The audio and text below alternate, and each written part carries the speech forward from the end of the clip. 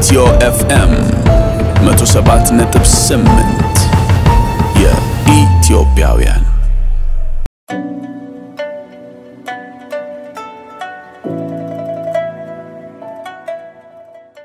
አድማጮቻችን ለዛሬ የምናነሳው ለ80 ዓመታት በሚስቱ ስለተፈለገ አንድ ሰው ነው።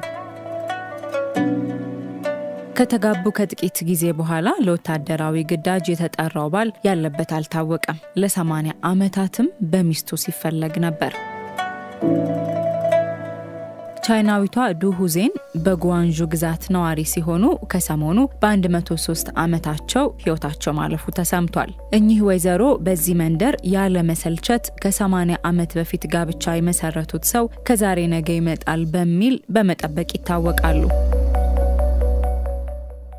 ነገሩ እንዲህ ነው። ሁዋንግ ጀንሱ ከተባለውና በ3 ዓመታት ከሚበልጣቸው ፍቅረኛቸው ጋር በ1940 ነበር ጋብቻ የመሰረቱት። ባላቸው ጀንሱ በተጋቡ ጥቂት ጊዜ ውስጥ በወቅቱ ሀገሩን ከውጭ ወረራ ለመታደግ በሚል የትጥቅ ትግል ለማድረግ ኩዋሚታንግ የተሰኘውን ቡድን ይቀላቀላል። የአንድ ወንድ ልጅ አባት መሆኑን በትግል ላይ ያወቀው ባል በታሪክ አንድ ጊዜ ተመልሶ ልጁንና ሚስቱን ጎብኝቶ መመለሱም ተገልጿል።